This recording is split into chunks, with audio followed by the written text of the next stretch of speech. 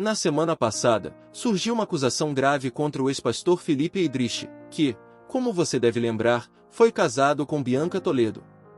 Esse caso ganhou grande repercussão no Brasil e no mundo em 2016, quando Bianca fez acusações extremamente sérias contra Felipe, incluindo a alegação de que ele teria abusado de seu filho. No entanto, anos depois, Felipe foi absolvido. Importante destacar que ele não foi declarado inocente, mas sim absolvido por falta de provas suficientes para uma condenação. Agora, o assunto voltou à tona após um jovem chamado Pierre dar uma entrevista no podcast da pastora Renata Vieira, onde relatou ter sido assediado por Felipe. Essa nova denúncia reacendeu as acusações feitas por Bianca na época, levando muitas pessoas a reavaliar a situação e considerar que ela pode ter razão.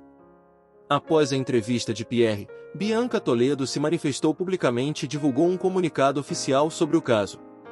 Vamos ver primeiro o trecho do Pierre ao dar uma entrevista no podcast da pastora Renata Vieira e em seguida vamos ver o pronunciamento da Bianca Toledo.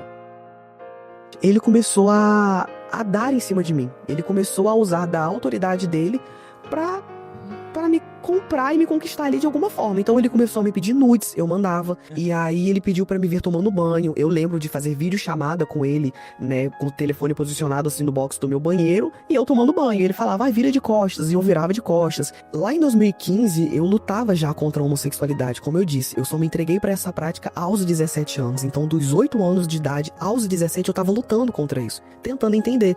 E aí foi quando, dentro desses questionamentos, dessas crises, desse processo de tentar entender o que eu tava sentindo, o que era esse desejo por outros homens, o que era isso. Eu fui atrás, né, eu já seguia uma pastora que ela era grande referência nessa época de 2015, e eu fui atrás do marido dela, porque eu falei, cara, é aquilo, né, homem se aconselha com homem, mulher se aconselha com mulher, então eu vou pedir ao marido dela. E eu olhava pra ele... A pastora Bianca Toledo. Isso, a pastora Bianca Toledo. E na época ela era casada com... Felipe Heidrich. Como? Felipe Heidrich, sobrenome dele. Eu via ele como um cara que, ao meu ver, naquela época, eu enxergava como se ele já tivesse lutado contra a homossexualidade e vencido a homossexualidade. Eu olhava pra ele como uma referência, tipo, cara, se ele tem um jeito de gay, de homossexual, e ele tá casado com uma mulher como a Bianca Toledo, uma pastora referência, ele pode me ajudar. E aí eu fui, mandei uma mensagem pra ele no Instagram na época, ele já era uma influência também junto com ela, e eu até achei que ele nunca fosse me responder, e eu mandei uma mensagem pra ele. Quando eu mandei a mensagem pra ele, ele pediu o meu WhatsApp na época. E eu mandei o WhatsApp pra ele. E do WhatsApp ele pediu o meu Snap. Na época o Snapchat era um aplicativo muito famoso no Brasil. E aí... Tipo Twitter, essas coisas, né? Isso, era muito em alta. Snapchat 2015 era muito em alta. Qualquer pessoa que pesquisar sobre isso sabe que é verdade que eu tô falando.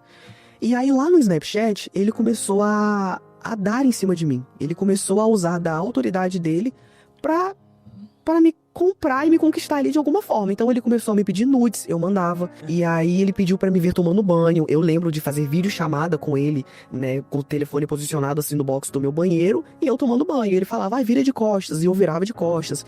E aí eu lembro que eu mandava várias mensagens pra ele. Isso durou assim uns 15 anos. Tinha 14, 15 anos. E aí eu lembro que a gente trocava muita mensagem. Eu lembro de um episódio que é muito marcante na minha mente, de eu mandar pra ele assim, cadê a pastora Bianca? E ele me mandar uma foto dela. Ele de frente pra ela, eles estavam no aeroporto nesse dia, e ele me mandou essa foto dela sentada assim na frente dele. E aí eu falei, nossa, ela tá aí com você. E assim, ele me mandava fotos dele também, eu já vi fotos dele, eu mandava foto pra ele, e isso aconteceu. A gente meio que teve um relacionamento digital, digamos. A gente só não se encontrou porque eu era do interior do Rio nessa época e ele morava na capital. Mas ele me mandava endereço de hotel, ele falava que era pra mim me encontrar com ele. Mas, enfim. Cara, a pastora Bianca Toledo, diante dessa situação, de tudo isso que aconteceu, ela viveu um cancelamento muito grande na vida dela. As acusações feitas por Pierre contra Felipe Eidrich são sérias e trouxeram à tona novamente o caso que envolveu Bianca Toledo anos atrás. No entanto, é importante lembrar que alegações desse tipo precisam ser acompanhadas de provas concretas antes de serem aceitas como verdade absoluta. O relato de Pierre descreve uma suposta troca de mensagens e interações virtuais com Felipe, incluindo pedidos de fotos íntimas e chamadas de vídeo inapropriadas. Contudo, sem evidências materiais que comprovem esses fatos, qualquer julgamento precipitado pode ser injusto.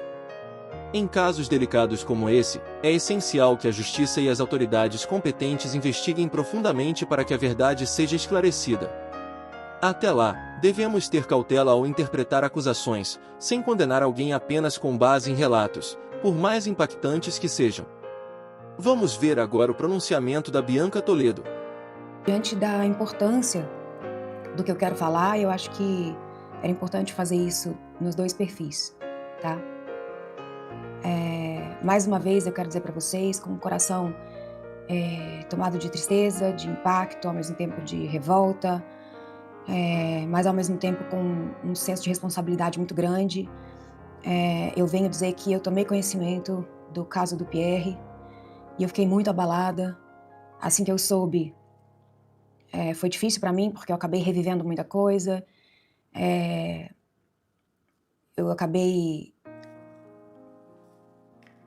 precisando até ficar um pouco distante. Não por ser a primeira vez que chega até mim um relato de um caso como o dele, muito pelo contrário. Vários adolescentes já me procuraram com um relato idêntico ao dele e eu, infelizmente, creio que não vai ser a última vez que eu vou ouvir um relato como esse. Isso me fez reviver dores que nunca deviam ter existido, mas eu entendi que é ainda mais grave tudo que a gente está enfrentando e tudo que a gente já enfrentou. Porque é algo que não parou e que, se a gente não fizer nada, não vai parar. E agora que esse caso veio a público, eu sinto que eu tenho que me pronunciar. Eu não posso me calar diante dessa situação, como se, de alguma forma, isso também já não tivesse me afetado, né?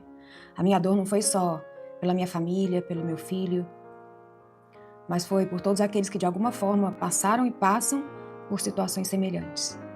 Pessoas essas que não têm voz, que não têm como pedir socorro. E hoje está claro que o Pierre não foi o único. Inclusive, através do relato dele, eu percebi que tem muitos outros jovens chegando, outros que passaram pelo mesmo sofrimento.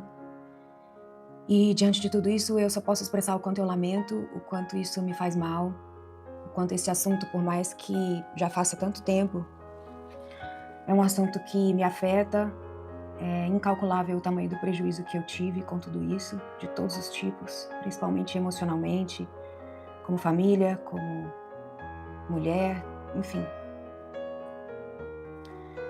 Mas, ao mesmo tempo, eu quero agradecer por todos aqueles que ficaram do meu lado esses anos todos. E eu quero agradecer também a todos aqueles que hoje estão percebendo que estavam equivocados e têm me mandado mensagens pedindo perdão, reconhecendo que falharam no discernimento. Quantas pessoas nesses últimos anos foram enganadas? Mas eu agradeço por aqueles que têm coragem de vir dizer: Bianca, me enganei, me perdoa. Obrigada por vocês que têm vindo e por aqueles que estiveram comigo esse tempo todo. Eu agradeço a todos que estiveram ao meu lado no processo em relação ao meu filho. A cada palavra de apoio, a cada oração, a cada intercessor que me fortaleceu, que me fortalece. Vocês são muito importantes para mim, vocês foram fundamentais. E eu quero agradecer as inúmeras mensagens que eu tenho recebido. E hoje tudo isso está vindo à tona porque Deus é fiel. Deus é fiel. Toda a nossa confiança está nele, sempre esteve. Foi ele que nos deu livramento, foi ele que nos guardou o tempo todo. E eu sempre falei que a verdade é amiga do tempo. A verdade é amiga do tempo. E o nosso Deus é fiel. Nosso Deus é justo. Muitas pessoas questionaram se o que nós tínhamos relatado há 9 anos atrás era real ou não. Hoje, com tudo que está vindo à tona, essas mesmas pessoas estão me escrevendo para dizer que hoje elas sabem o que eu passei, o que o meu filho passou. E essa é uma prova de que a verdade sempre prevalece. Mesmo quando tudo parece escuro, mesmo quando parece que não tem saída. Deus é fiel. E a verdade sempre encontra um caminho. Desde que você permaneça com o coração em Deus. Desde que você permaneça... Não é fácil, tá, gente? Não é nem um pouco fácil. Na verdade, hoje eu acho que só o fato de eu estar de pé é mais um milagre sobrenatural de Deus. De sustento, de restauração emocional, de milagre mesmo, porque só a gente sabe o que a gente passou esses últimos todos os anos, mas eu sigo firme pelo meu filho, pelo Pierre e por todos que sofreram em silêncio e que hoje decidiram falar. Que esse momento não sirva somente para que haja justiça com ele, mas para que seja um despertar, um chamado à justiça, à proteção dos vulneráveis, à consciência das igrejas, da necessidade de um preparo maior para receber denúncias, a necessidade da sociedade ter uma sensibilidade maior para reconhecer a verdade, para dar suporte, não somente às crianças, mas às mulheres que sofrem violência, violência psicológica, violência moral, violência patrimonial, violência física, violência sexual. É urgente a necessidade de ouvir a mulher e ouvir a criança. E eu espero de verdade que através desse relato tão chocante desse rapaz, o nosso país tenha um despertar. O nosso país tenha um despertar. E as mulheres, as mães, aos meninos, aos rapazes, muitos desses que me procuraram já esses anos todos agora são adultos, adultos cheios de marcas. Eu só posso dizer uma coisa: o mesmo Deus que me curou naquela UTI, esse Deus tão poderoso que ressuscita os mortos, é um Deus de justiça, mesmo que demore. É um Deus de milagres nas emoções também. É um Deus que cura traumas. É um Deus que cura os nossos filhos. É um Deus que ama as mulheres. Ele é um Deus vivo. Então, meu muito obrigada a todos que hoje estão apoiando os casos que estão surgindo e que continuam orando por mim, continuam intercedendo e enviando suas mensagens. Não tenha vergonha de dizer que você acreditou em uma mentira. Não tenha orgulho de dizer que você nos atacou porque estava equivocado. Maior é a honra daquele que reconhece suas fraquezas, seus erros, do que aquele que fica imparcial, omisso, assistindo o sofrimento dos outros de longe. Muito obrigada a todos vocês. Acho que esse era um posicionamento importante que eu tinha que ter. E contem comigo. Contem comigo. Talvez eu não tenha como ajudar a todos. Mas dentro daquilo que eu posso, meu coração tem a compaixão de quem já passou, já sofreu e sabe exatamente a dor que é. Deus abençoe vocês. Para finalizar esse vídeo, é importante lembrar que em casos como este, onde denúncias graves são feitas, a cautela e a busca pela verdade são essenciais. Devemos respeitar os processos legais e, acima de tudo, considerar que a justiça, mais cedo ou mais tarde, sempre encontra seu caminho.